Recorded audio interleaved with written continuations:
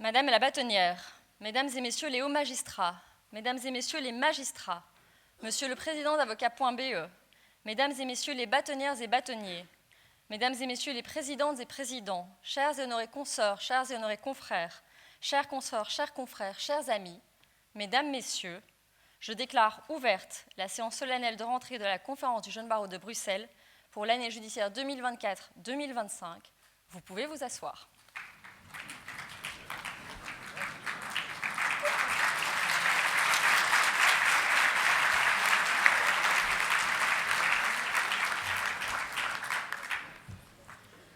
Depuis 1852, et à l'exception des années de guerre, le rite est immuable. Une fois par an, notre barreau, honoré de la présence de ses invités et de nombreux magistrats, se retrouve à l'occasion de la séance solennelle de rentrée de la conférence. Assister à cette séance, c'est prendre part à un événement intemporel pour une profession qui l'est tout autant. Les années passent, la société évolue, mais n'en déplaise à certains, les avocats restent, symbole de l'indépendance et de la défense, acteurs de justice, contre-pouvoir par excellence. La séance de rentrée honore notre profession et ses valeurs. Que vous soyez là par envie, par usage protocolaire, par habitude, ou parce que votre amitié avec l'un des orateurs du jour vous prend en otage, au nom de la conférence, j'ai le plaisir de vous accueillir et vous remercie de votre présence. Deux hauts magistrats nous font l'honneur de s'associer à notre rentrée. Monsieur Frédéric Krenk, juge à la Cour européenne des droits de l'homme. Monsieur Éric de Formanoir de la Cazerie, premier président de la Cour de cassation. Madame Pascale van der Nacht, présidente du Conseil d'État. Madame Laurence Massard, première présidente de la Cour d'appel. Madame Gabi van den Bosch, première présidente de la Cour du travail. Leur présence à nos côtés témoigne de l'importance et de la qualité des liens qui unissent la magistrature et notre barreau. Je connais leur attachement aux activités de la conférence et leur en sais gré. Je tiens également à relever que nous font l'honneur d'être parmi nous cet après-midi. Madame Valérie Delfosse, présidente du Conseil supérieur de la justice. Madame Sophie Rohny, présidente du parti Défi. Monsieur Jean-Juan Tasset, président des juges de paix et de police du Brabant wallon. Bruxelles est une place de choix qui compte pour nos confrères étrangers. La présence de bâtonniers venus du monde entier témoigne des liens tissés par le barreau de la capitale de l'Europe. Il me plaît de relever la présence à nos côtés des bâtonniers et représentants des barreaux de Montréal, de la province du Québec, Bordeaux, Lyon, Lille, Luxembourg, Genève, du canton de Vaud, de la République du Congo et de la Côte d'Ivoire, ainsi que les représentants du Conseil national des barreaux de France et de la délégation des barreaux de France. Au gré des rentrées solennelles, des concours d'éloquence et des joutes oratoires, le jeune barreau a su se créer une place centrale. Ces moments lui permettent non seulement de faire briller notre capitale, mais aussi de tisser des liens solides avec nos pairs. Je me réjouis d'accueillir à l'occasion de nos festivités de véritables amis qui sont les représentants des jeunes barreaux de Paris, Bordeaux, Genève, des Hauts-de-Seine, du Grand-Duché du Luxembourg, de Lyon, Montréal, Lausanne, Marseille, Montpellier, Neuchâtel, Nice, Versailles, Toulouse, Pontoise et de la Conférence nationale du Grand Serment. Signe de l'ère du temps, la majorité des présidentes et premières secrétaires sont désormais des femmes. C'est avec un plaisir tout particulier que j'accueille les présidentes et premières secrétaires de Genève, Luxembourg, Montréal et Lausanne. Merci, mesdames, de marcher à nos côtés. Je me réjouis de savoir ce que nous bâtirons ensemble. J'ai également le vif plaisir de saluer la présence parmi nous de Monsieur le Président et de plusieurs administrateurs d'Avocats.be, de Monsieur le Président de l'Ordre des barreaux flamands, de Monsieur le bâtonnier de l'Ordre des avocats à la Cour de cassation, de Mesdames et Messieurs les bâtonnières et bâtonniers représentants des barreaux de l'Ordre néerlandais des avocats du barreau de Bruxelles, de Liège-Ouy, Mons, Anvers, Gand, du Brabant wallon, de Louvain, Charleroi, Dinan, Eupen, Verviers, Tournai et Termonde. Enfin, j'ai le très grand plaisir de saluer les présidents et représentants des jeunes barreaux belges venus de Mons, Charleroi, Namur, Neufchâteau, Verviers. La conférence ne saurait s'épanouir au sein de notre barreau sans le soutien infaillible de notre ordre et en particulier de sa bâtonnière, présidente d'honneur de la conférence. Chère Marie, depuis de nombreuses années, je connais ton attachement à notre institution. Il ne s'est pas démenti cette année. Ton soutien à la réalisation de nos missions nous est précieux et à titre plus personnel, je tiens à te remercier pour la constructivité, la bienveillance et le respect mutuel qui entourent notre collaboration. Qu'on ne vienne plus me dire que les femmes ne travaillent pas bien ensemble. Je salue et remercie également les anciens bâtonniers présents, les membres actuels et anciens membres du Conseil de notre ordre. Parmi les rites immuables figure celui de remercier Maître Creusmans, le chef du cabinet de la bâtonnière, dont l'œil espiègle brille au fond de la salle. Cher Geoffroy, merci de ton amitié, de ton savoir. La conférence serait perdue sans toi, le ChatGPT du protocole, mais de tant d'autres choses aussi. Je relève également la présence de Madame Éléonore Méus, le soutien sans faille de la conférence, de ses présidents et de ses vice-présidents, particulièrement en ce jour si singulier. Je reconnais également parmi vous les visages de plusieurs anciens présidents, directeurs, orateurs de rentrée ou anciens commissaires de la conférence. Votre présence témoigne de votre attachement à notre institution dont vous avez écrit l'histoire. Même si bien sûr d'aucuns diront que le jeune barreau c'était mieux avant, votre soutien, votre écoute, voire votre amitié compte pour moi plus que vous ne le saurez jamais. Je tiens enfin à remercier Maître Pamela Haïk, qui me permet de survivre à cette année et de retrouver un cabinet plus ou moins en bonne santé à mon retour. Pam, courage, nous sommes à la moitié. Enfin, permettez-moi de remercier ceux sans qui nous ne serions pas là aujourd'hui. Bien sûr, notre coordinateur, Anthony Lackner, qui me dit souvent que tout ira bien et y contribue grandement. Et enfin également mon directoire et mon extraordinaire commission, que je remercie particulièrement. Pendant de très nombreux mois, vous offrez bénévolement votre temps afin de permettre à nos 5000 avocats de recevoir des opportunités de formation, d'assister à des rencontres culturelles, sportives et tant d'autres choses encore, au cours desquelles la confraternité chère à notre profession peut s'exprimer. Merci pour votre travail, pour votre temps, mais piou-piou, puisque tel est désormais votre nom officiel. Merci, rien ne se ferait sans vous, vous faites briller la conférence. La rentrée solennelle est un moment particulier pour nombre d'entre nous. L'orateur de rentrée, bien sûr, dont nous écouterons le discours dans un instant, mais aussi les confrères qui se sont illustrés cette année. C'est l'occasion, lors de la remise des prix, de féliciter publiquement ces confrères qui se sont distingués. Les prix Lejeune et Janson.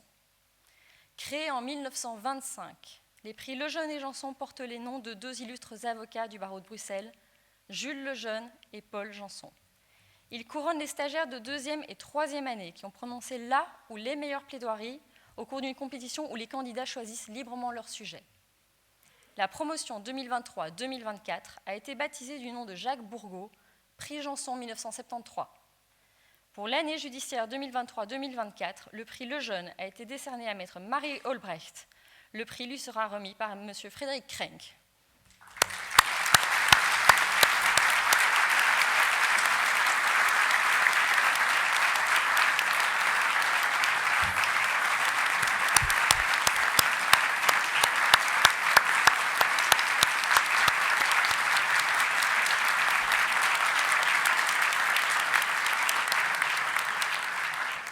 Le prix Janson a été décerné à maître Seyit Ali Seyan. Maître Seyan se verra remettre son prix par M. Éric de Fort-Manoir de la Caserie.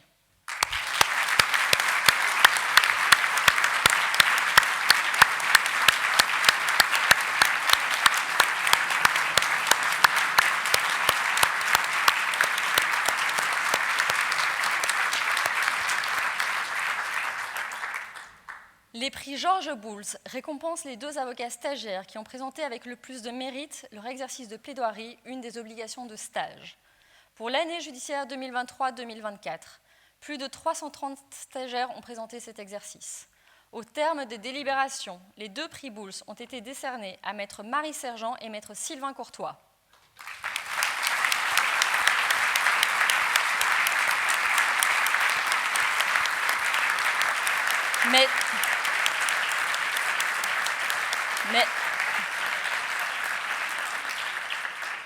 Maître Sergent se verra remettre le prix par Madame Pascale van der Nacht.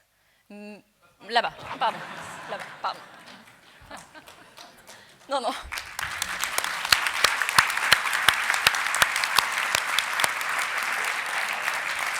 Et Madame Laurence Massard remettra donc le prix à Maître Sylvain Courtois.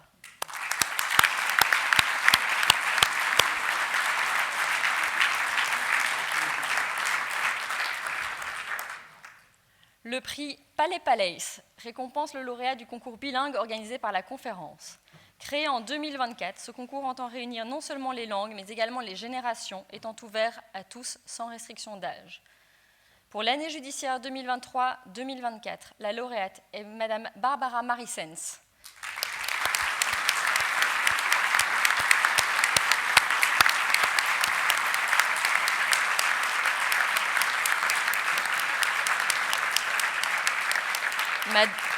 Madame Marissens se verra remettre le prix par Madame Gabi van den Bosch.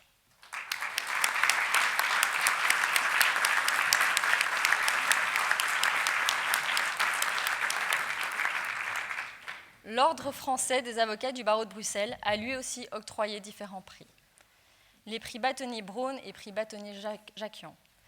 Ces prix récompensent les avocats stagiaires ayant obtenu la meilleure note d'ensemble aux examens CAPA lors de la session de février et de juin de l'année civile précédente. Ils ont été attribués pour les sessions de février et juin 2024 à Maître Arnaud Detry et Maître Thomas Dauby.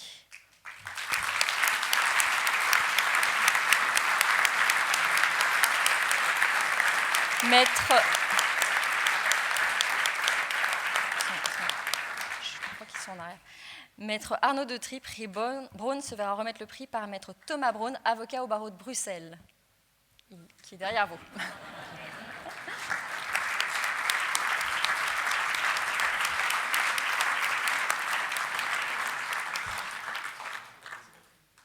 Maître François Glansdorf, ancien bâtonnier, remettra le prix Jacquian à Maître Thomas Dauby.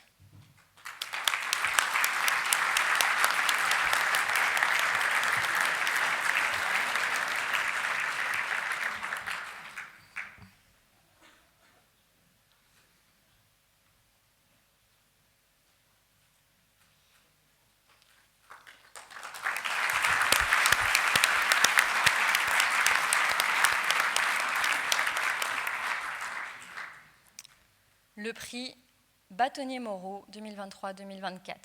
Ce prix triennal récompense le jeune avocat qui, durant son stage, a fait preuve d'une attention et d'un dévouement particulier dans l'accomplissement des devoirs relatifs aux affaires qui lui ont été distribuées par le Bureau de consultation et de la défense. Il est attribué pour l'année 2023-2024 à Maître Laura Jouvenot.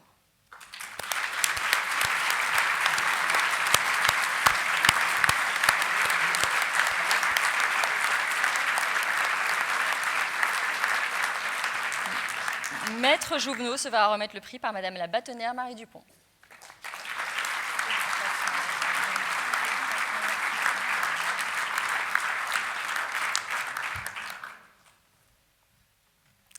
Après le temps des médailles, voici venu celui du discours. Ce triangle, amoureux ou non, réunit un orateur, une présidente et une bâtonnière. Le premier a le privilège d'imposer son sujet aux deux autres. La deuxième a l'obligation de prendre le contre-pied du premier, qui a nécessairement tort. La troisième, traditionnellement, réconcilie les deux premières positions, mais dans la réalité, fait ce qu'elle veut, car elle est bâtonnière. L'orateur de l'année judiciaire 2024-2025 est Maître Thomas Denis. Il a été élu à ce poste en juin 2023. Ses yeux bleus et son air d'artiste ne sont pas qu'une façade. Sous sa robe d'avocat se cache un peintre de talent. Le discours dont il tracera dans un instant les traits porte pour nom le 8e péché capital. Monsieur l'orateur, j'ai l'honneur, mais surtout le plaisir, de vous céder la parole.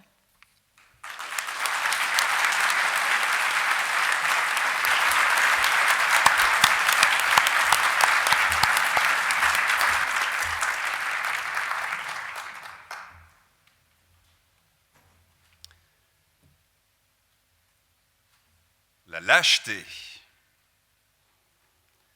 Plongez la main dans le tissu noir de vos robes torsionnés et détrempés par votre jus.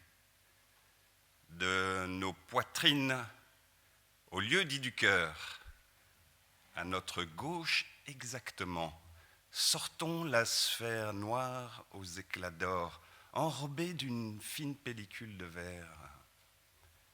Un filament foncé la chausse, la relie encore à notre corps sacerdotal. Coupons-le, la sphère, elle est dans la main, elle lévite.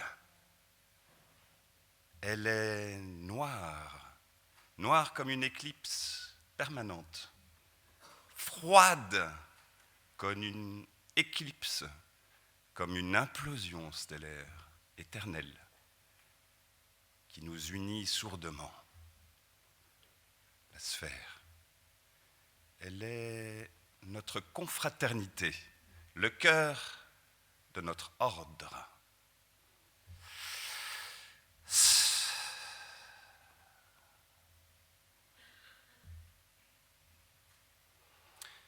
Ricky courait dur sur le macadam de la cour de récréation. Ricky, un brave petit, à la chevelure épaisse, noiraude, vêtu de culottes courtes et d'un col roulé jusqu'aux oreilles de chou. Ricky, c'était mon ami, mon meilleur ami, le seul ami que je pouvais avoir à la petite école. Il avait l'odeur de celui qui ne se lave que le dimanche, jour de repos de Dieu, l'odeur du cul mal lavé.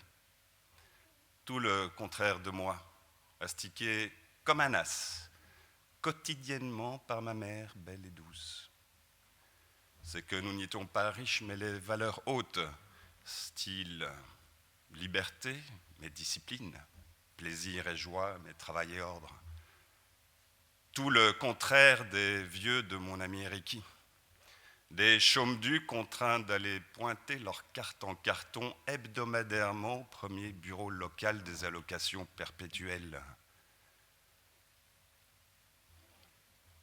Sur la cour de récréation, Ricky, que l'on surnommait Dunstinkert, Ricky avait à ses trousses une bande de méchants petits copains d'école. Bande menée par Dex, dit le roux, un chef de bande instinctif et agressif, à la chevelure rougeoyante, flamboyante, qui servait d'étendard à cette meute hurlante « Dunstinkert, Dunstinkert !» À la tête de sa horde, Dex poursuivit mon ami Ricky dans le sillage de son odeur du vendredi, jour de poisson, odeur d'écaille, maritime, océanique, odeur qui marquait toute sa différence. Les vertus de cette odeur de morue excitaient les gambettes des méchants petits copains d'école qui voulaient en découdre avec ce malodorant de Ricky. J'étais au milieu de ce cirque tourbillonnant, contemplant les joues rouges de feu, contemplant mon ami Ricky courant seul, seul d'effroi, seul contre tous, seul contre Dex, dit le roux, seul sur cette cour de récré au bitume hirsute et râpeux comme une râpe à carottes. Au milieu de cette farandole de gambettes surexcitées, je n'avais qu'à tendre la mienne de jambe au bon moment de vélocité circulaire. Ce que je fis, oh le beau croc en jambe, je vis Dex décoller, je vis Dex voler, planer, je vis Dex s'écraser. Comme une carotte, il se râpa d'abord les genoux, ensuite les coudes, et enfin les paumes, le tout dans une anguille, comme une anguille sortie de l'eau. Sur le bitume hirsute, Dex s'écrasa avec un cri strident de « Ket von Plotteland !» son sang giclant comme un spray sur le macadam de la cour des supplices. Voyant son chef à terre, l'hystérie collective fut frappée par la stupeur. Dex pleurait ses larmes, il pleurait sa mère dans le sel de son sang, dans le sel de ses larmes. Mais mon Dieu, qu'avais-je fait? Avais-je commis l'irréparable? Allait-il succomber à ses blessures? Le silence fut interrompu par le professeur de la petite école. « Mon désordre !» Un homme grand, maigre, pâle, d'une pâleur bleuâtre, veineuse. Il se précipita sur la loque de Dex, constata les blessures et se relevant demanda qui avait commis le crime. Je fermai les yeux et j'entendis d'abord les méchantes petites voix dans un murmure incertain, ensuite d'un ton de plus en plus assuré. Toutes elles accusaient unanimement mon ami Ricky. C'était lui le coupable. C'était lui qui était à l'origine de la chute fatale de Dex, dit le roux comète flamboyante. D'un regard de grand monsieur fâché, le professeur demanda à Ricky de le suivre dans son bureau. Moi, mes yeux étaient toujours fermés, mes lèvres scellées, ainsi que mon âme et mon cœur.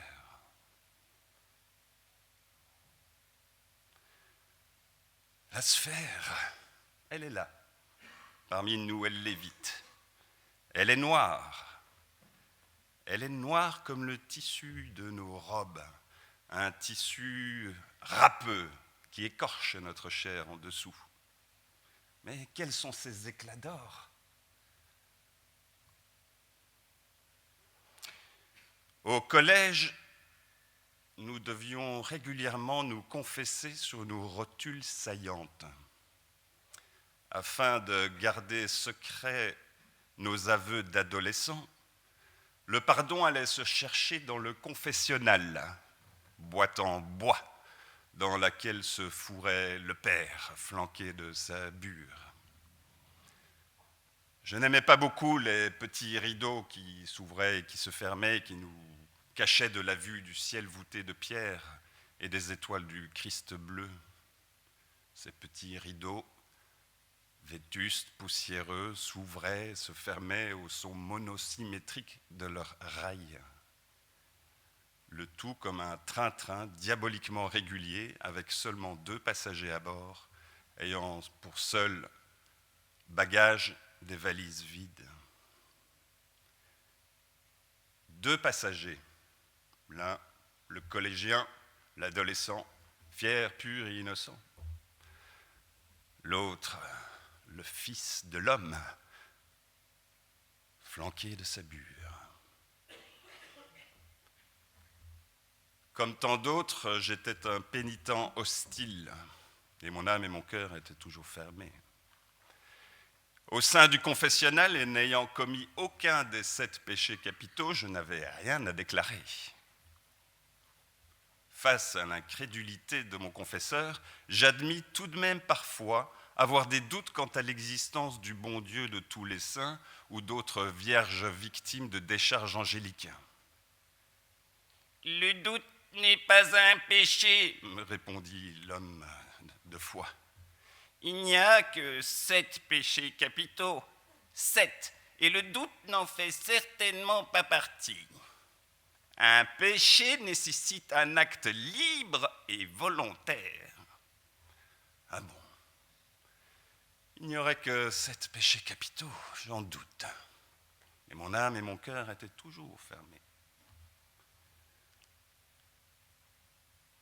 Ces pères et ces curés sont de grands hypocrites. Ils nous enseignent la liberté, l'indépendance, l'amour du prochain, l'altruisme. En réalité, c'est la profondeur charnelle qu'ils recherchent et les plaisirs luxuriants offerts par la chair fraîche et innocente, la chair des petites âmes inachevées. afin d'exciter leur pédoncule cérébelleuse, ces gens-là sont passés maîtres dans la manipulation d'artifices malicieux. « Oh, tu es bien pâle, mon petit bonhomme. Tu as l'air bien malade. Viens-tu là que je te mette un suppositoire dans ton pet ?» C'est ce que disait le vieux père, flanqué de sa bure faisandée, un vieux cigare vissé entre les lèvres, des lèvres grosses comme des limaces imbibées de vin de messe et de tabac. Médecin de l'âme et médecin du corps. Au collège pour garçons, il y avait un internat. Et le vieux père et ses sbires veillaient à la discipline, au bien-être des malheureux internes. Heureusement, mon frère et moi, nous n'étions pas internes. Notre jolie maman, qui nous peignait si bien les cheveux tous les matins, nous ramenait tous les jours à la maison, décoiffés certes, mais indemnes. Lorsque le scandale éclata, 30 ans plus tard, mon frère et moi, nous nous sommes parlé. « Frérot, vérifie que t'as pas un bout de vieux cigare coincé entre les fesses. Moi, j'ai rien. J'ai vérifié, ouf, moi non plus, je n'ai rien. Dieu soit loué, nous n'étions pas internes. » Le scandale ne réside pas seulement dans l'abus pharmaceutique commis par le vieux père. Ce qui est capital dans cette histoire, c'est qu'à l'époque, il y a 30 ans, les quelques plaintes de parents de victimes furent transmises par la direction du sévère collège religieux à une commission ecclésiastique spécialement dédiée à ce genre de problèmes incommodants. À l'heure actuelle, de sa tombe dans laquelle il réside avec ses vices et ses péchés et son vieux cigare, le vieux père ne fut jamais inquiété. Quelle lâcheté! La religion n'est qu'une stratification de valeurs, dissimulons le péché le plus subtil. Toute religion institutionnalisée n'est qu'un outil d'asservissement et de dévoiement collectif. Leur rite étouffe l'âme et sa conscience. Pourtant, la foi spirituelle, la profondeur religieuse, devrait être intime, individuelle, dépourvue de tout rite. C'est une quête solitaire de l'origine.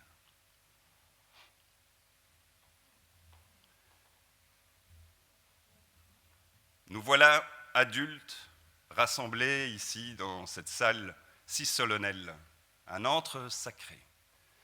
Nous voilà adultes rassemblés ici vêtus de nos longues robes noires. Et la sphère, elle est toujours là parmi nous. Elle vibre. Celui qui ne veut pas connaître son origine ne sait pas qui il est ni ce qu'il fait. Il restera une faible projection de ce qu'il croit être, une illusion obstruant la réalité, la conscience de soi et de son action. Un obstacle à toute transfiguration.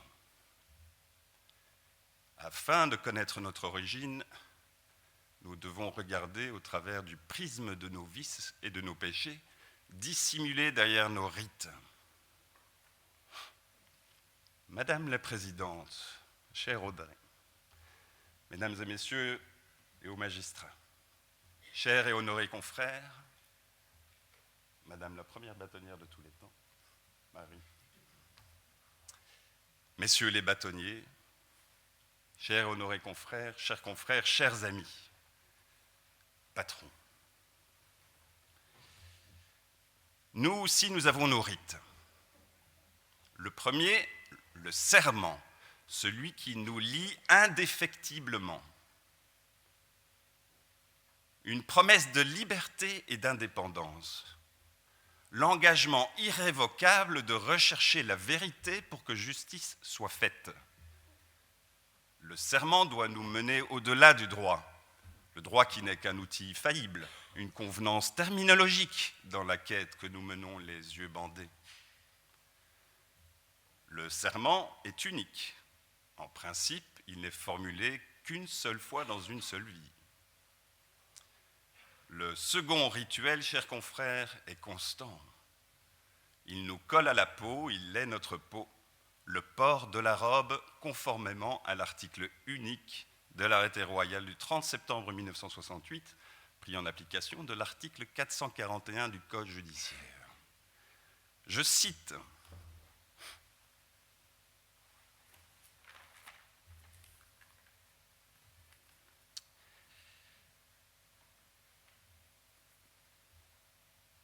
la toge que portent les avocats est de tissu de laine noire, fermée devant à manches larges et à rabat blanc plissé.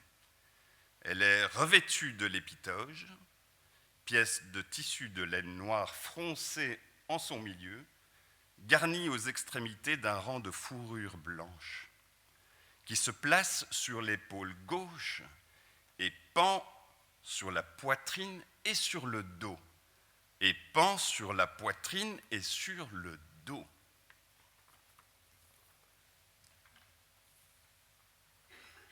Chers et honorés confrères, membres du Conseil de l'Ordre, Madame la première bâtonnière de tous les temps, je profite de cette citation pour vous inviter à rappeler à l'ordre l'avocat qui rejette ces deux pédoncules garnis d'hermine à l'arrière de son dos, à sa gauche exactement. Cette infraction vestimentaire lui fait perdre le droit de plaider et d'être entendu par le juge. Je me permets de dénoncer ce geste inadmissible ici, publiquement, devant vous, de manière bien dévouée. Mais délation faite, je reviens à mon propos, l'origine de l'avocat et de ses rites. Le premier, le serment, l'unique serment, le point de départ de notre long pèlerinage.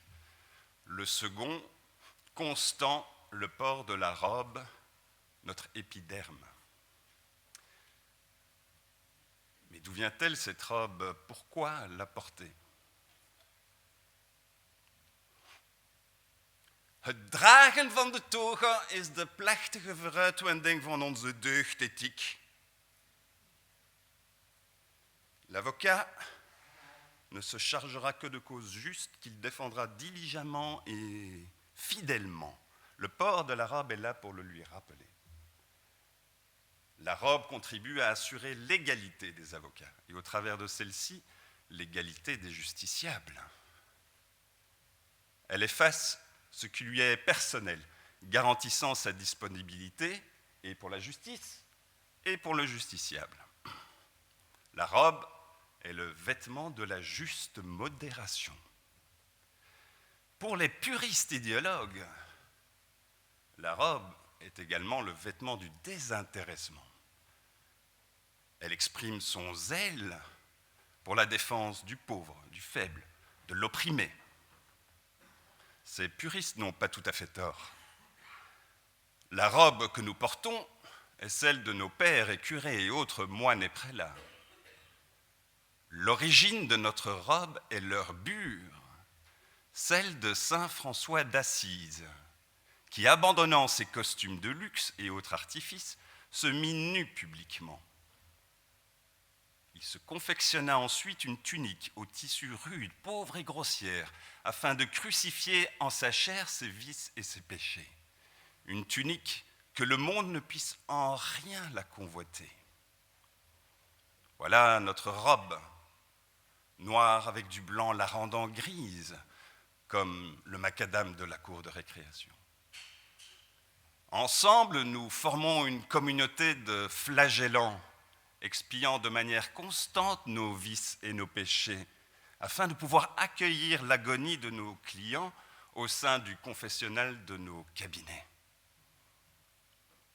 Dans le secret, nous leur préposons un lien de confiance et de confort, et nous nous abreuvons de leurs tourments. À titre de remède et contre quelques copecs, nous leur fabriquons une vérité. Et sautant dans nos toges, nous allons la défendre avec l'acharnement de la conviction la plus totale. Médecin de l'âme appauvri et en perdition. tout comme nos curés, nos pères, notre organisation et nos rites sont hypocrites. La robe que nous portons n'est qu'une couche sur des valeurs que nous croyons incarner. Le droit que nous manipulons, notre Bible, n'est qu'un outil de qualification de la vérité que nous avons fabriquée dans les méandres de nos cabinets. Ainsi, l'avocat défenseur est hurlant, constamment en colère, constamment tourmenté, et par le juge, et par le procureur, et par la partie adverse, et par son propre client, et par la vérité qu'il a assemblée dans le fracas du combat qu'il doit mener. La robe est là pour le protéger de ses tourments. Mais la robe désigne aussi celui qui travestit la réalité avec ruse et éloquence. L'avocat défenseur déverse des flots d'écrits à l'encre inséchable, des torrents de bave, de salive, inépuisables, le tout sur fondement de dénonciation de violation de l'état de droit, des droits universels et de la sacro-sainte vérité. En réalité, à chacune de nos sempiternelles manœuvres défensives, nous ne faisons que participer à la lente périclitation du système judiciaire. Discussions sans fin, arriérés, coûts exorbitants, jugements falsifiés ne correspondant à aucune réalité, médiation vaine, inutile, perdante.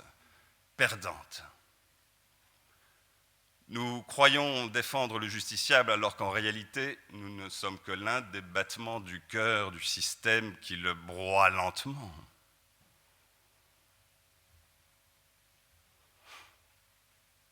Est-ce un péché ? Un péché nécessite un acte libre. Or, notre hypocrisie n'est pas commise librement. Nous agissons conformément au système, au code judiciaire. Nous croyons sincèrement mener une défense. Nous nous dissimulons obligatoirement sous nos robes protectrices, conformément aux mécanismes et aux rouages du système. Mais il y a un hic.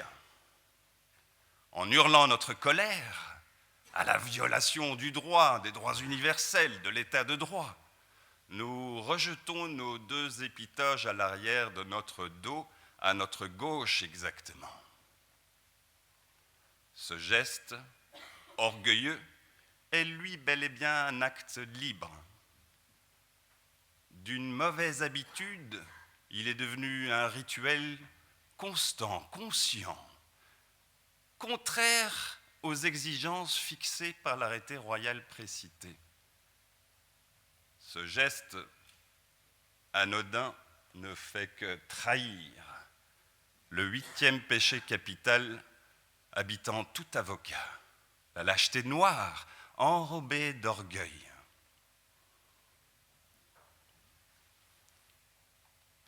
Voorzitter, ik heb gezegd, président, j'ai dit. C'est ainsi que nous terminons nos plaidoiries.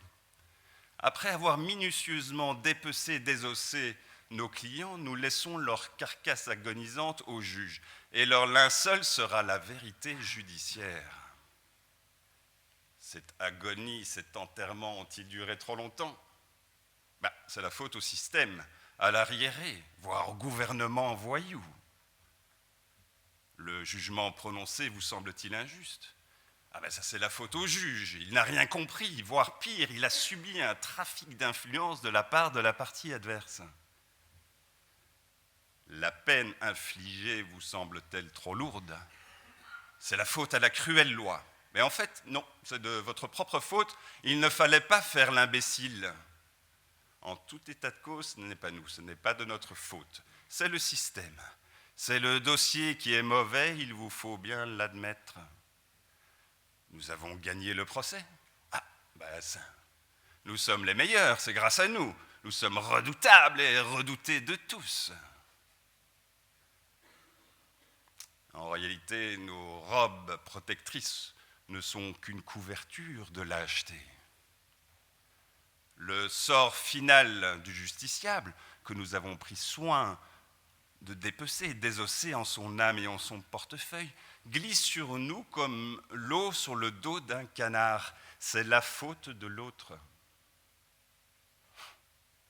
Nous devons impérativement rester apathiques, par effroi glacé de ne pas sombrer dans les abîmes avec notre client. Notre âme ne doit pas être inquiétée, ni être salement infectée. Elle se doit seulement d'être récompensée en cas de victoire. Cette apathie a été rendue nécessaire par la professionnalisation du métier de la défense, en créant une confrérie au rite sacré, l'ordre des avocats. Nous avons réussi à faire inscrire cette communauté obscure dans la loi et nous nous sommes garantis une autonomie afin de pouvoir dépecer le justiciable, mais surtout de nous prémunir contre tout sentiment de culpabilité à son égard. Ainsi, vêtus de nos longues robes noires, nous menons le justiciable petit pas par petit pas, lentement et cruellement, mais de manière bien organisée, sur le radeau de la méduse judiciaire, vers les inévitables abîmes. Un triste sort final qui, au-delà de toute chose, nous laisse complètement indifférents et impassibles, alors que durant tout ce long parcours, nous nous sommes délectés de la pauvre créature et de ses misères, alors que durant tout ce long voyage, nous lui avons promis notre dévouement le plus total, absolu, alors qu'au bout du chemin, nous ne sommes plus là. Au revoir et merci pour votre argent. Au suivant. Qu'elle l'a acheté. Nous ne sommes que des sacs à charbon et notre ordre en est la nébuleuse. C'est la lâcheté qui tisse nos liens confraternels. C'est elle qui fait vibrer notre cœur commun de pierre. Pourtant, une défense devrait être libre, individuelle, intime, dépourvue de tout rite. C'est une quête solitaire à mener pour trouver la vérité, pour que celle-ci puisse éclater de manière pure et vivante. Or, la professionnalisation de la défense désincarne le défenseur et par voie de conséquence la défense elle-même. Alors que faire ? Dissoudre notre ordre, Madame la première bâtonnière de tous les temps, dissoudre notre ordre n'est certainement pas une solution. Une dissolution ne ferait que précipiter le décès de la grande justice mourante. Il y a des remèdes plus doux, comme de petits suppositoires. Ainsi, pourquoi ne pas proposer notre ministère à titre gratuit ? Fini l'or. Pourquoi ne pas ouvrir nos portes à des non-juristes ? L'intelligence artificielle le permet. Pourquoi ne pas exiger du défenseur qui plaide un acquittement ? Pourquoi ne pas exiger de sa part qu'il fournisse une caution personnelle ? En cas d'échec, cette caution serait confisquée au profit des plus démunis. Quoi qu'il en soit, le plus simple n'est-il pas d'abandonner nos rites ? Faisons tomber nos robes, plaidons nus. Présentons cette nudité, celle courageusement présentée publiquement par saint François d'Assise. Faisons de cette nudité un rituel perpétuel. Pulvérisons cette sphère noire aux éclats d'or. Et de ces cendres bandons-nous les yeux. Revenons ainsi tous les jours au point de départ de notre serment. Cette longue quête infinie et effroyable que nous devenons mener solitairement pour trouver cette vérité pure et vivante, éclatante.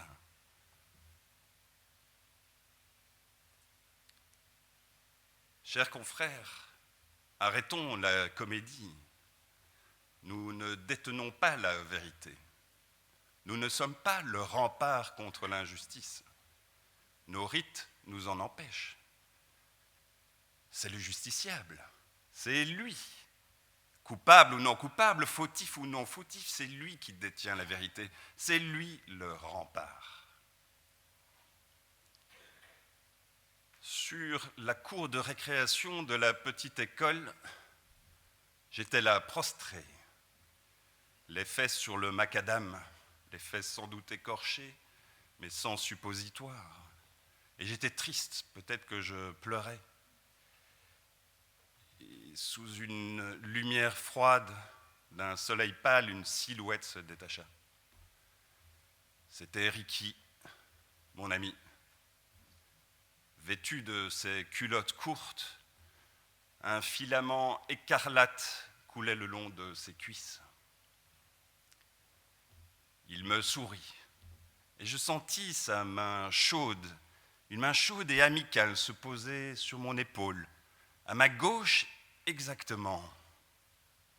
Ricky, c'est lui qui détient la vérité du monde. Merci.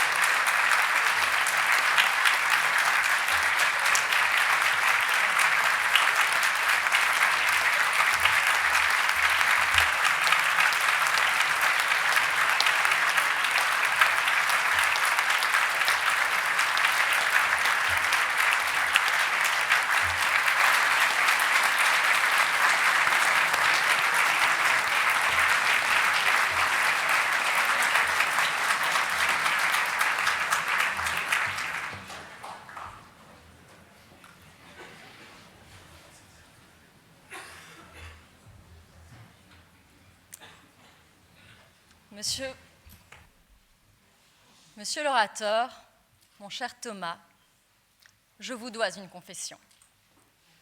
Rassurez-vous, pas les confessions de votre enfance. La mienne n'est pas née dans la noirceur d'un bâtiment ecclésiastique, et comme vous, je déteste ces petits rideaux dont le velours éteint la lumière et étouffe nos voix. Ma confession est née autour d'un verre que nous partagions. De bière pour vous, de vin pour moi. Que voulez-vous? On a les dieux que l'on choisit. Ainsi donc, vous disais-je, je vous dois une confession. Lorsque vous m'avez annoncé votre sujet il y a un peu plus d'1 an, j'ai tout de suite été soulagée. Voyez-vous, je redoutais un sujet plat, qui ne m'inspire rien, un sujet sans âme, sans ambition. Celui sur lequel vous jetâtes votre dévolu était parfait. Nul n'est indifférent à la lâcheté, telle fut ma première pensée, tant celle-ci provoque immédiatement en moi, mais en chacun d'entre nous, un sentiment, une émotion, une réflexion. Ma seconde pensée, amusée, fut que c'était bien un sujet de mec. Rien ne change, voyez-vous, monsieur l'orateur, et il y a près de 200 ans, Alfred de Musset n'écrivait-il pas déjà « Tous les hommes sont menteurs, inconstants, faux, bavards, hypocrites, orgueilleux et lâches ». Pour consacrer son discours à la lâcheté, pour lui conférer cette mise en lumière, pour admettre qu'on a été lâche et l'assumer, il fallait bien être un homme, blanc, occidental, d'environ 50 ans, à ma connaissance cisgenre, à ma connaissance hétérosexuel. La lâcheté, voyez-vous, est un art que tout le monde ne peut pas se permettre, mais j'y reviendrai. Car trêve de taquinerie, monsieur l'orateur, voilà quelle était mon intuition. Quel beau sujet. Du moins, quel beau sujet cela aurait été. Madame la bâtonnière, chers invités en vos titres et qualités, j'ai beaucoup aimé, à vrai dire, le début du discours de notre orateur. Ce dernier nous conte, avec un talent certain, on dirait presque du Brel, une anecdote de cours de récréation. Je n'ai pas de raison de douter de son authenticité, et quand bien même, que pourrais-je y répondre? ce n'est pas bien de faire des croche-pieds. C'est pire de ne pas les assumer. Non, rassurez-vous, monsieur l'orateur, ce n'est pas ici que vous trébuchez. D'une anecdote à une histoire, voilà que vous blâmez l'Église et son silence. À nouveau, que voulez-vous que je réplique ? Vive la pédophilie ! L'abbé Pierre, quel grand homme ! Non, bien sûr que non. Il en a toujours été ainsi, et je crains qu'il en soit toujours ainsi. C'est l'évidence. L'affirmer est certes exact, mais c'est un peu court, vous aurez dit Cyrano. Un peu comme si Simon Menskart s'était contenté de dire que le négationnisme, c'est mal, Benjamin Bovy que la prison, c'est pas top, Vincent de Fréteur que l'art, c'est beau, ou Guillaume Lys que... Mais passons. Tout au plus pourrais-je vous dire que vous êtes un peu timoré, qu'au-delà des actes inadmissibles que vous dénoncez, l'Église demeure, à mes yeux du moins, encore et toujours profondément misogyne, homophobe, discriminatoire et obscurantiste. Que recevoir avec tous les honneurs un homme qui qualifia de tueur à gages des médecins pratiquant le droit légal, voire constitutionnel à l'IVG, a fait le déshonneur de notre pays. Qu'enfin, en vous en prenant à la seule Église, vous taisez le rôle de la religion qui, chaque jour, brise la vie d'hommes, de femmes et d'enfants, du fanatisme qui touche le Moyen-Orient à ces pays qui bannissent ou interdisent peu à peu l'avortement, sans oublier ceux qui, loi par loi, invisibilisent les femmes jusqu'à les faire disparaître de l'espace public. De tout cela, il est vrai, vous n'en avez rien dit. Il faut être à la hauteur, monsieur l'orateur, des tribunes que l'on vous prête.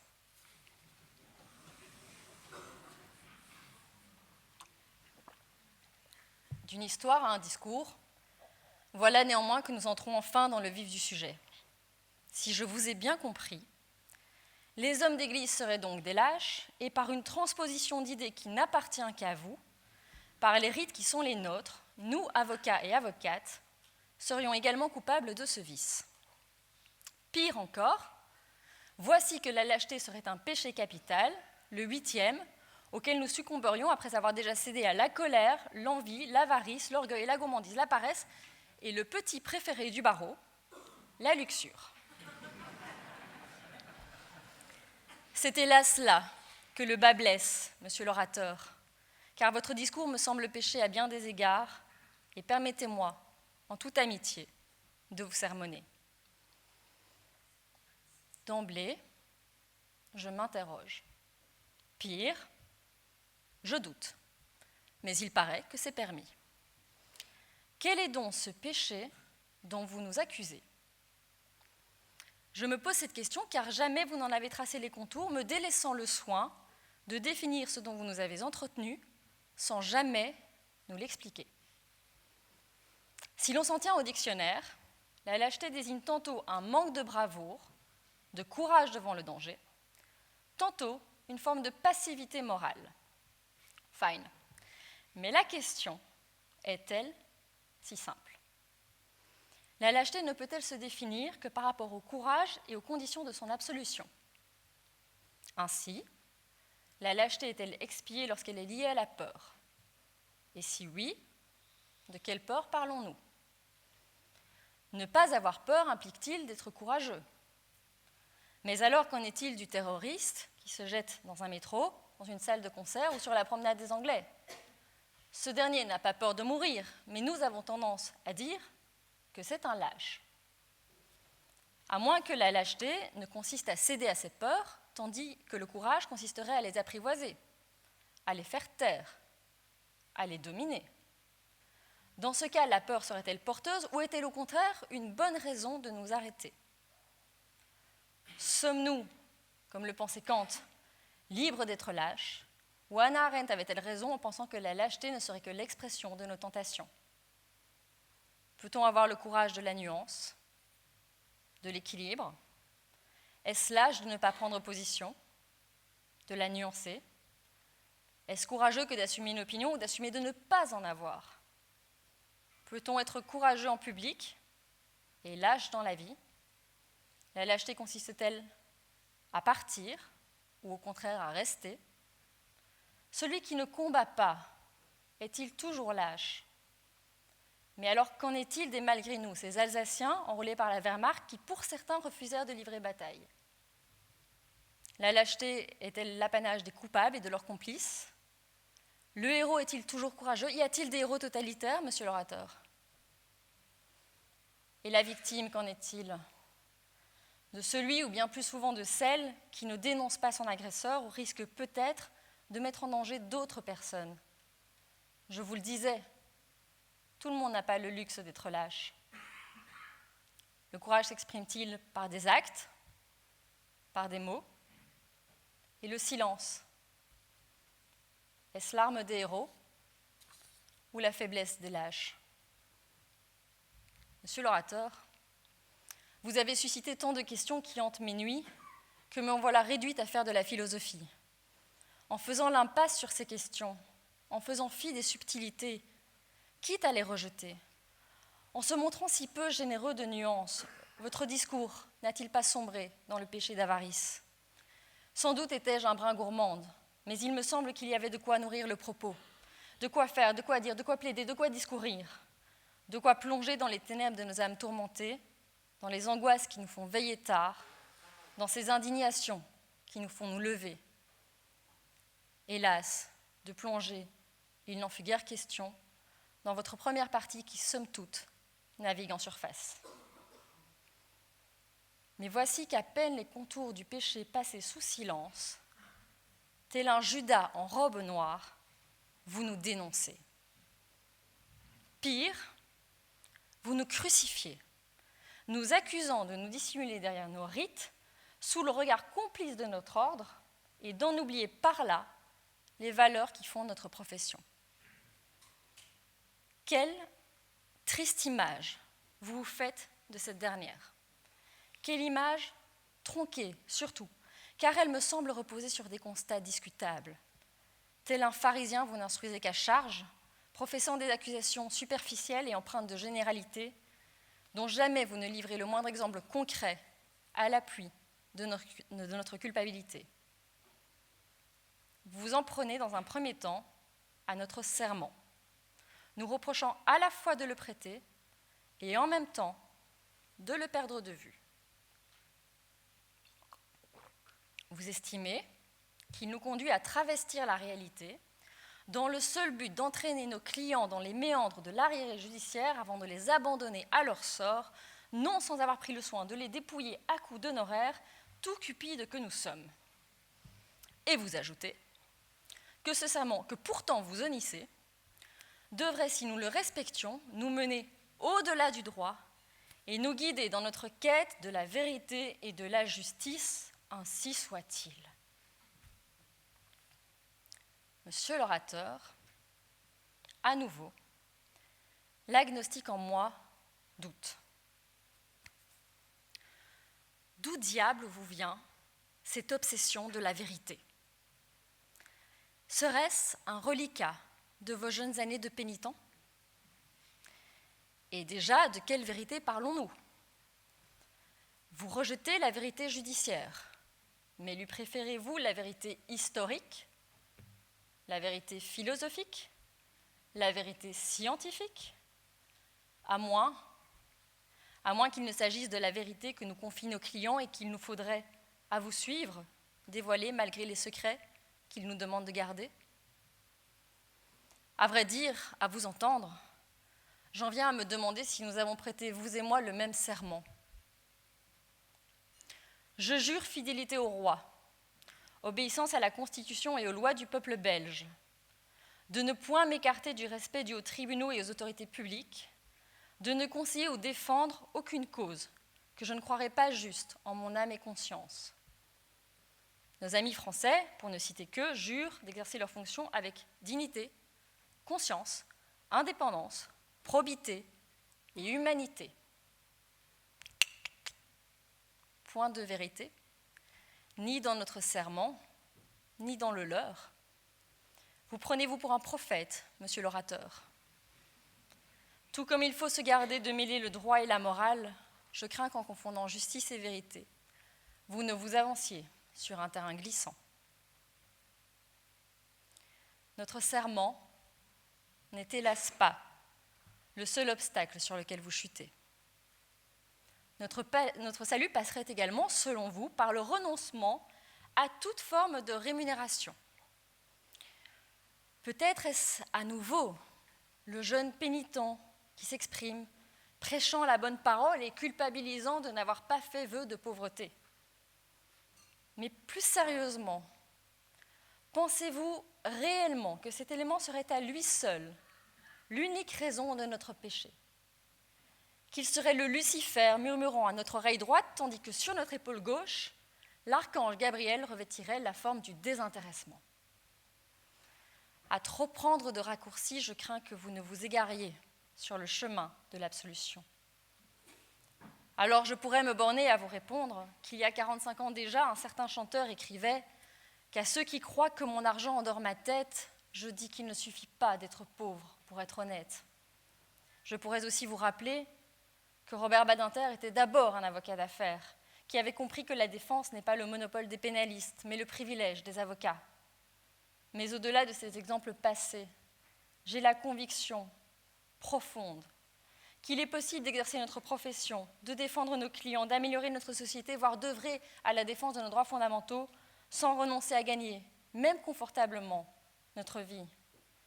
Croyez-moi sur parole, monsieur l'orateur, on peut défendre des principes sans finir à la soupe populaire. D'autres avocats nous montrent le chemin, et je pense au cabinet Casa-Legal, Progress Law, Law for Nature, mais également à ceux qui, parmi leurs clients, leurs mécènes et tous ceux qui, de manière générale, quel que soit leur parcours, leur barreau, leur cabinet, tentent d'influencer les choses, non pas à coups de grandes idées mégalo exposées un vendredi après-midi, mais concrètement et pas à pas. Quant au port, ou plutôt à la chute de la robe, j'avoue y voir l'ultime sacrilège, monsieur l'orateur. Vous chargez cette dernière, dont nous dévoyons selon vous la pureté et le symbole. Cette robe protectrice ne serait plus désormais que le bras armé de notre veulerie derrière lequel nous nous dérobons. Cherchant l'absolution, il nous faudrait, dites-vous, l'ôter et plaider nus, ce qui nous permettrait de parvenir enfin à votre sacro-sainte vérité. Amen. Mon cher orateur, de prime abord, l'idée de nous dévêtir me paraît séduisante.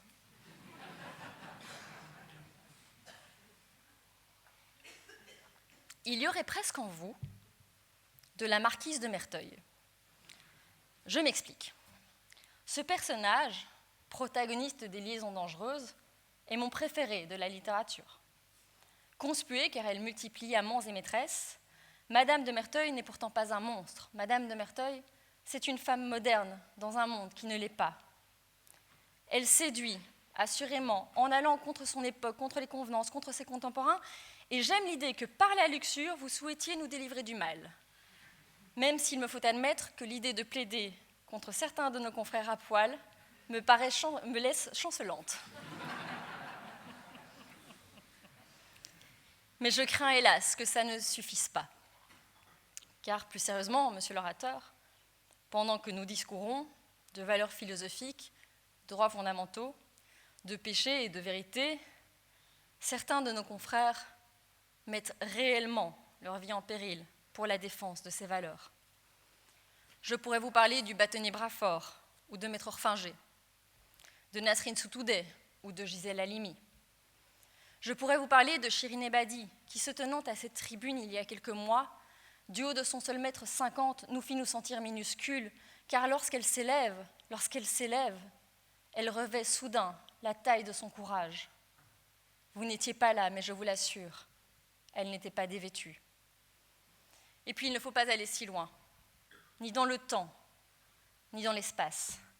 Prenez un Thalys, rendez-vous à Paris. Peut-être y croiserez-vous un certain Richard Malka. Il devrait vous plaire. Comme vous, il n'aime pas les petits rideaux.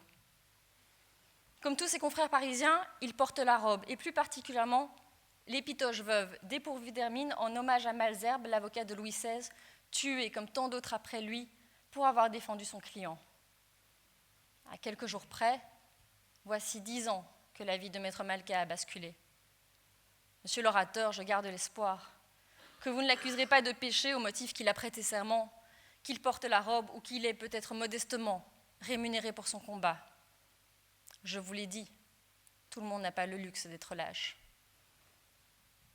Enfin, je pourrais vous dire que nos rites font notre corps, notre corporation, notre singularité, notre force aussi, et que vous vous méprenez en les pointant comme la cause de notre supposée lâcheté. Et serait-ce opportun ? Car ces questions me paraissent sans importance, tant il me semble qu'il ne s'agit que d'un écran de fumée, d'un artifice que vous exhibez, peut-être inconsciemment, pour justifier votre propre lâcheté et implorer notre pardon.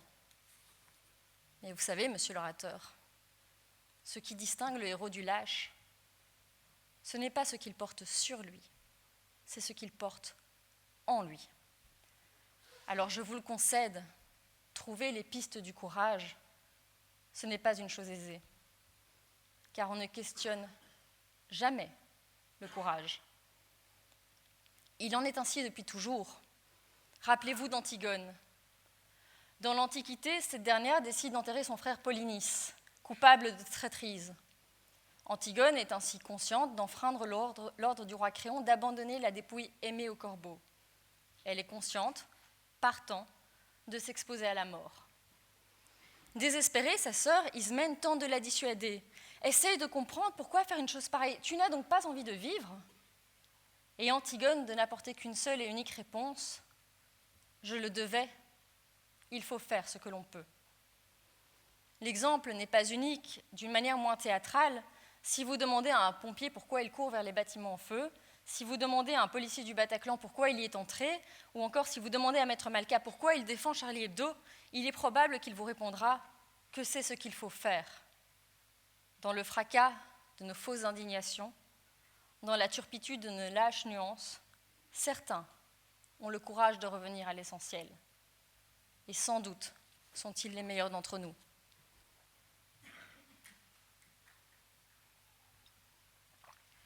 Alors que vous nous pressez de faire preuve de bravoure, sans jamais nous dire en quoi nous pourrions devenir courageux, en 1998, Robert Badinter avait déjà tout écrit.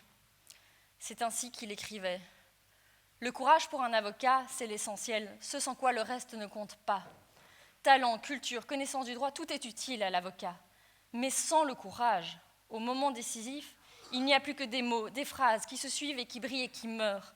Défendre, ce n'est pas tirer un feu d'artifice, la belle bleue, la belle rouge, le bouquet qui monte, qui explose et retombe en mille fleurs.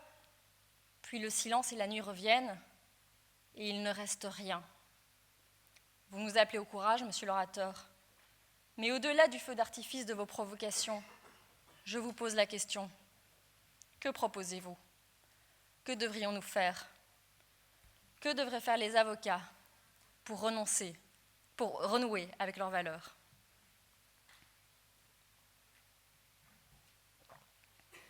Faute de solution, suggérée par vos soins, permettez-moi la formulation d'une idée. Plutôt que de dénoncer vainement nos rites, pointons la véritable lâcheté des avocats, celle qui, bien souvent, réside dans le silence. J'aurais aimé que vous rappeliez, monsieur l'orateur, que si nos instances ordinales ont sans conteste la légitimité pour s'exprimer au nom des avocats, elles n'en ont guère le monopole.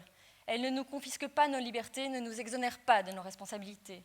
J'aurais aimé que vous rappeliez que cette liberté d'expression qui est la leur est aussi la nôtre. Elle est aussi la mienne, elle est aussi la vôtre et doit se défendre dans les prétoires, sur les marges des prétoires et en dehors des prétoires. J'aurais aimé que vous rappeliez que comme toute liberté, elle nous oblige, que notre lâcheté consiste à l'oublier, à ne point en faire usage, à nous cacher derrière notre ordre, attendant qu'il intervienne, prenne position sur tel ou tel sujet, comme si nous étions délestés de ce droit. J'aurais aimé que vous rappeliez que dans les limites évidentes de la loi, nul ne peut s'immiscer, même pas notre ordre, si ce n'est dans des circonstances exceptionnelles, ce qui a pu être oublié à d'autres occasions par d'autres bâtonniers. J'aurais aimé, pour emprunter les mots d'autres auteurs, que vous rappeliez que parfois, se taire, c'est mentir. Richard Malka, toujours lui, mais aussi Badinter ou Halimi, avant lui, nous ont rappelé que la liberté ne s'use que lorsqu'on ne l'utilise pas. par les combats qu'ils ont menés, par les causes qu'ils ont défendues, par les victimes qu'ils ont représentées, par les lois qu'ils ont fait voter, par leur vie tout entière. Ils nous rappellent que le courage ne s'exprime pas par des artifices, par des rites ou que sais-je encore, qu'il ne s'exprime même pas par la défense d'un droit, mais par l'usage de ce droit, qu'il ne suffit pas de défendre un principe sur le papier, en théorie, mais qu'il faut pouvoir aller au front, même lorsque ce front n'est que la barre d'un tribunal, qu'être courageux, c'est s'exprimer en soi, et non simplement défendre la liberté d'expression en laissant les autres prendre les balles. Littéralement, prendre les balles. En juin 2024, Sophia Aram, profondément attachée à la laïcité et aux valeurs républicaines, recevait le prix du Grand Orient de France. À cette occasion, elle disait sa lassitude de recevoir les messages de ceux la remerciant de dire tout haut ce que tout le monde pense tout bas, tout en lui demandant de faire attention face aux terroristes et aux extrémistes de tous bords.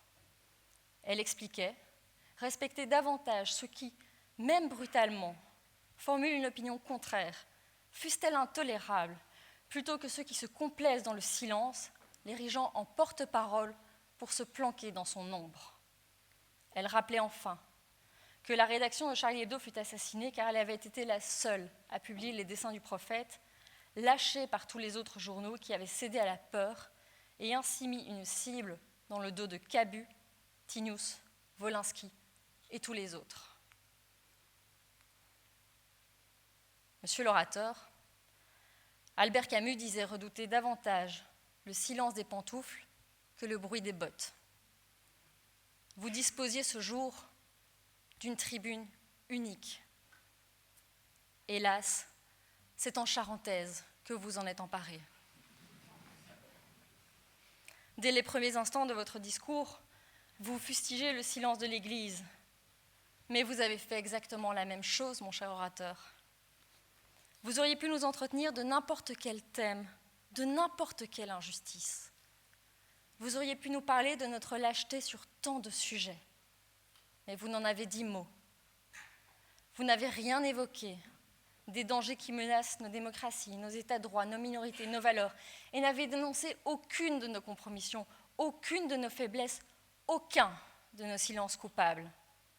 Vous limitant à critiquer nos rites, vous n'avez rien dit de ces avocats qui se taisent par méconnaissance, par fainéantise, par indifférence, se retranchant derrière l'idée confortable qu'il appartient à d'autres, dont notre ordre, de s'exprimer, et ce alors même qu'il fait parfois le choix, légitime ou non, et ce n'est pas la question du jour, de ne pas se positionner. J'aurais aimé, monsieur l'orateur, vous voir plus inspiré et vous voir plus inspirant. Mais vous avez esquivé le sujet, l'enterrant sous de vains prétextes, le parent d'artifice, certes joli, pour éviter d'en parler, vous trouvant, nous trouvant de fausses excuses. Vous l'avez fait avec finesse et talent, mais au fond, une fois le silence et la nuit revenus, que restera-t-il de votre discours?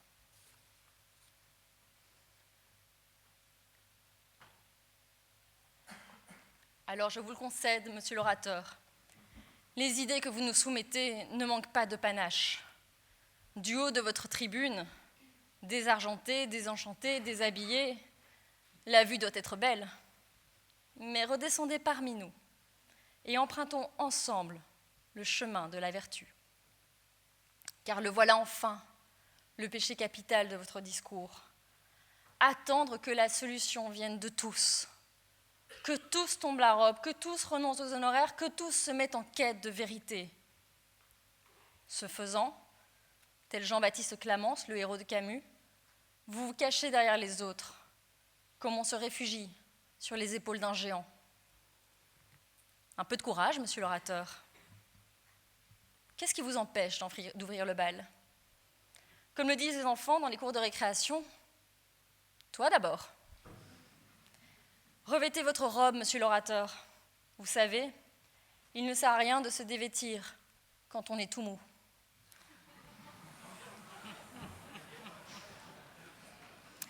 Oubliez Clamence, devenez marquise de Merteuil, devenez Antigone. À défaut, vous resterez ce petit garçon, planqué derrière ses camarades de la cour d'école, ce sale gosse qui fait des croche-pattes en laissant accuser les autres, en attendant qu'un autre s'avance à sa place. Monsieur l'orateur, je vous dois une confession. Oh, rassurez-vous, pas les confessions de votre enfance, mais plutôt l'expression d'un rêve manqué d'adolescente. Il m'arrive de regretter d'avoir emprunté les chemins du droit civil. Mais alors je me souviens que Shirin Ebadi faisait du droit de la famille et que Robert Badinter était d'abord un avocat d'affaires. Je me souviens que ce qui fait le courage d'un avocat, ce n'est pas ce qu'il porte sur lui, mais ce qu'il porte en lui. Je me souviens que ce qui fait le courage d'un avocat, ce ne sont pas sa robe ou son serment, ce sont les causes qu'il embrasse, les clients qu'il défend, les plaidoiries qu'il prononce, les lois qu'il fait voter. Je me souviens que tout le monde n'a pas le luxe d'être lâche et qu'il faut pouvoir aller au front, même quand ce front n'est que la barre d'un tribunal.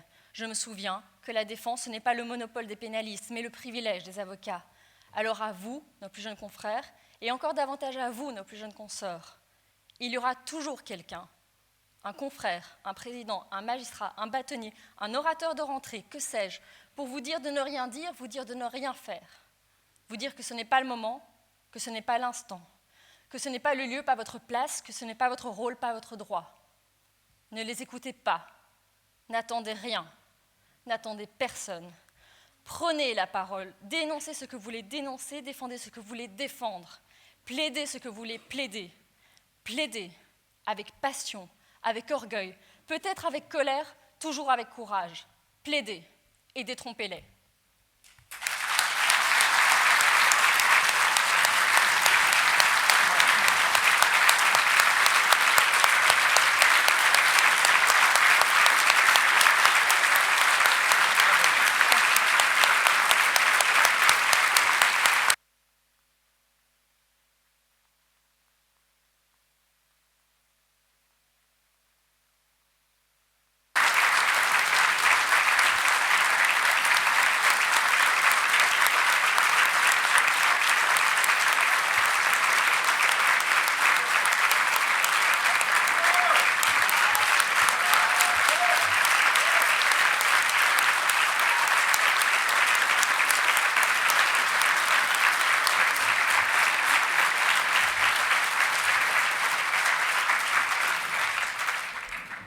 Madame la première bâtonnière de tous les temps, chère Marie, c'est à toi.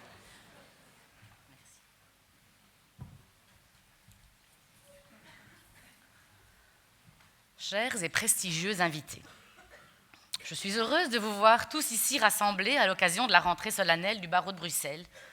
Un moment de joie et de fête où, au cœur de l'hiver, les avocats se réunissent pour célébrer la confraternité. Personnellement, j'espérais pouvoir vous offrir un accueil un brin plus chaleureux, mais l'orateur est libre et il en a décidé autrement. En guise d'accueil, Maître de Nice nous traite de charognards organisant le dépeçage lent de justiciables, nous délectant des misères de nos clients. Alors, étrangement, nous serions à la fois des charognards, mais également une communauté de flagellants, expiant de manière constante nos vices et péchés, garantissant notre dévouement afin de pouvoir accueillir l'agonie de nos clients dans le confessionnal de nos cabinets. Cherchez l'erreur. Monsieur l'orateur, je m'inquiète. Je m'inquiète pour vous quand vous dites, et je cite, « Après avoir longuement et minutieusement dépecé notre client, nous abandonnons sa carcasse agonisante au juge et son linceul sera la vérité judiciaire. » Mais quelle matière pratiquez-vous ? Mais n'êtes-vous pas un peu fou ?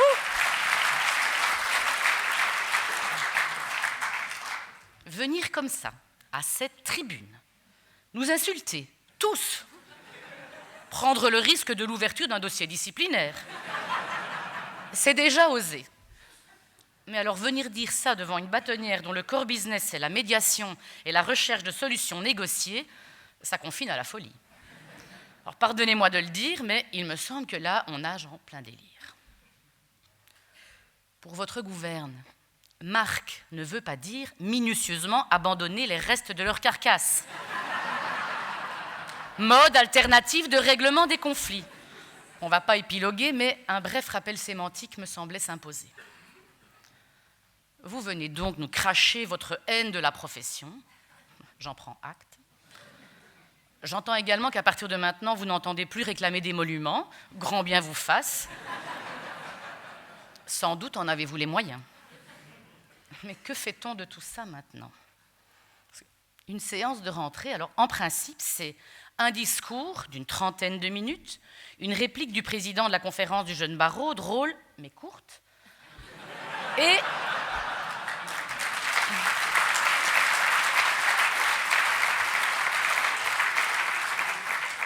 la conclusion du bâtonnier. Thèse, antithèse, synthèse. Enfin, cette année, c'est contre-thèse, parce que rien ne va plus. Madame la Présidente, quand on voit qu'un des derniers mots de votre discours, c'est « colère », alors on devine que vous n'êtes pas contente. Mais de là à vilipender l'ordre pour sa prétendue inaction, il n'y a qu'un pas que vous n'auriez peut-être pas dû franchir. On ne peut tout de même pas tous les jours arracher sa robe sur l'autel de la justice. C'est pas faute de motivation, nous en avons à revendre. À titre personnel, je suis prête à me battre sur tous les fronts.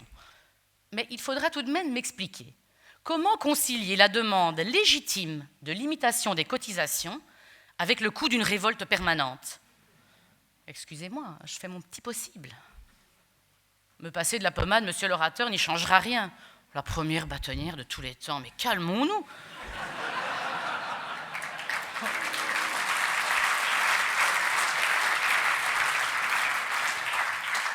Je ne suis pas la première bâtonnière de Belgique et je ne suis même pas la première bâtonnière de Bruxelles puisqu'il y a déjà eu 2 bâtonnières néerlandophones. Pas la peine d'en faire toute une histoire. Tout au plus, j'avoue, je suis la première bâtonnière de ma famille. Je les salue d'ailleurs. Pas question de moi au prix Goncourt, au prix Ludovic Trarieux ou au prix Nobel de la paix, même si vous pouvez me croire. Jusque-là, je faisais de mon mieux.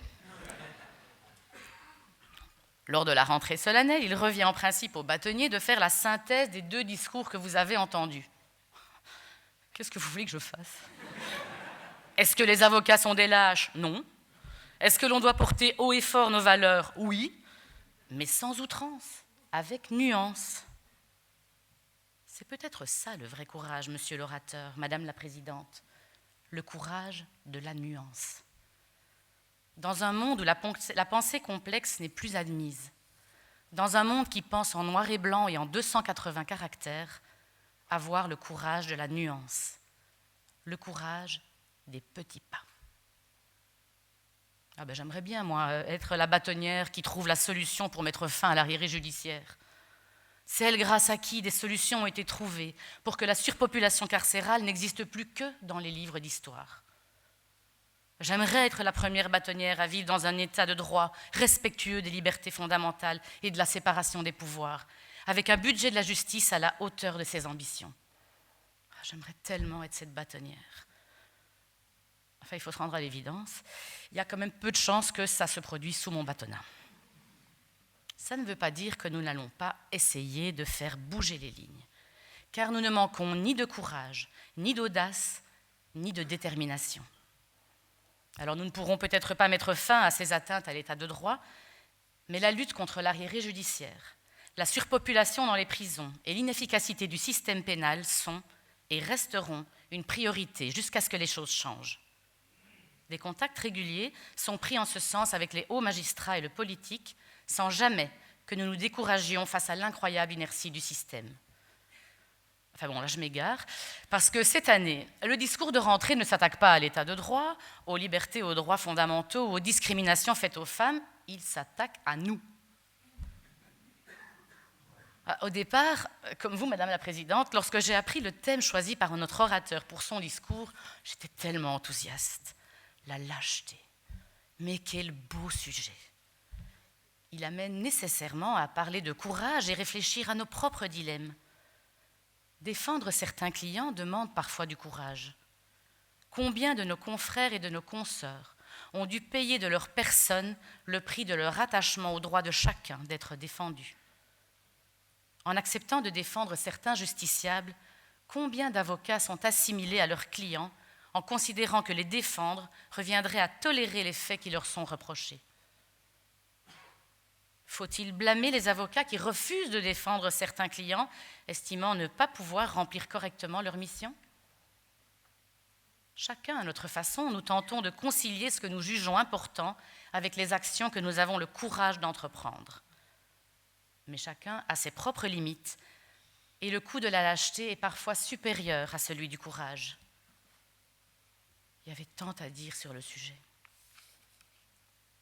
Mais vous, monsieur l'orateur, vous avez préféré nous blâmer, nous juger tous et toutes de manière péremptoire et sans même avoir pris la peine de vous documenter puisque, relevons-le, votre discours ne comporte aucune référence.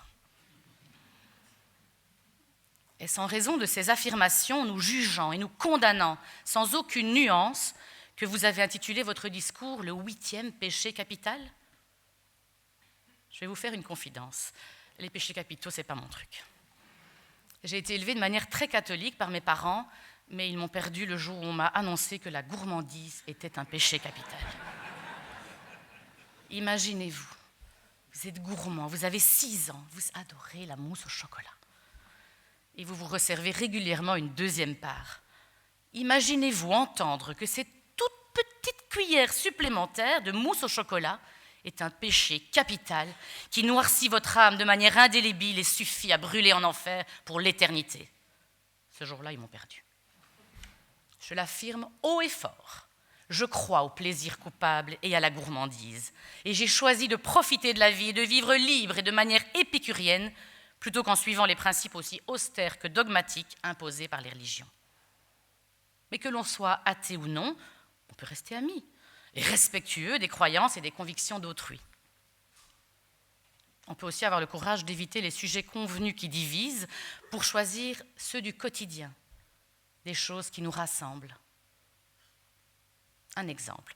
Une des priorités de l'année 2025 pour le Conseil de l'Ordre est de mettre au point tout un programme de formation aux outils digitaux et à l'intelligence artificielle.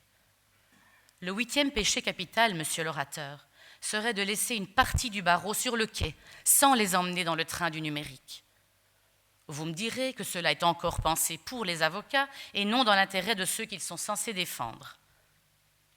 Mais si nous ne faisons rien, il ne faudra pas 5 ans pour que la fracture numérique entre les avocats soit telle qu'elle aura des répercussions importantes sur les justiciables et donc sur l'accès au droit et à la justice. L'ordre se doit de permettre à l'ensemble des avocats de monter dans le train du digital et de l'intelligence artificielle, d'être informés sur son utilisation, son objectif, ses biais et ses limites. Certains sont déjà dans le train et d'autres pas encore. Certains monteront dans un TGV et d'autres dans un omnibus. L'important n'est pas là. L'important, c'est de ne laisser personne sur le quai. Et dès le printemps, nous allons proposer aux avocats qui le souhaitent des séances d'information sur l'intelligence artificielle, des formations aux outils digitaux, ceux que nous avons déjà, parfois sans le savoir, et les autres. 2025 sera l'année du boost numérique au barreau de Bruxelles. 2025 sera aussi une année où l'ordre restera accessible et proche de ses avocats. 2025 verra un barreau où chacun et chacune a sa place. Je ne pense pas, monsieur l'orateur, que vouloir la meilleure défense pour chacune des personnes qui nous consultent traduise une quelconque lâcheté dans notre chef à tous et toutes. Je rêve d'un barreau uni dans ses valeurs et ses combats, tout en reconnaissant et en respectant la diversité des pratiques des cabinets et des personnes qui le fréquentent. Mais, et en cela vous avez raison, Madame la Présidente, les rêves ne se réalisent pas en restant confortablement assis dans notre canapé. Ils se réalisent seulement lorsque l'on décide de monter d'un cran et de se dépasser. Alors en ce début d'année où il est encore temps de formuler ses vœux, je vous souhaite à tous ici présents d'avoir le courage de mener une vie professionnelle et une vie personnelle qui soient toutes deux épanouissantes. Et ne laissez personne vous traiter de lâche, même pas l'orateur de rentrée.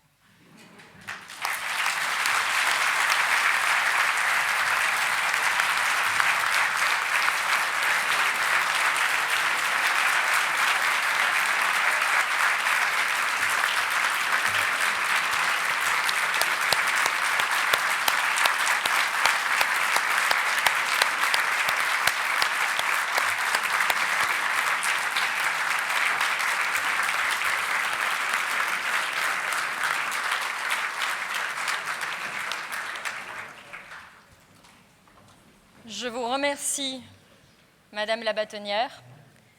Mesdames et messieurs, Je déclare close la séance solennelle de rentrée de la conférence du jeune barreau de Bruxelles de l'année 2024-2025. Longue vie au barreau de Bruxelles, longue vie à la conférence du jeune barreau, la séance est levée.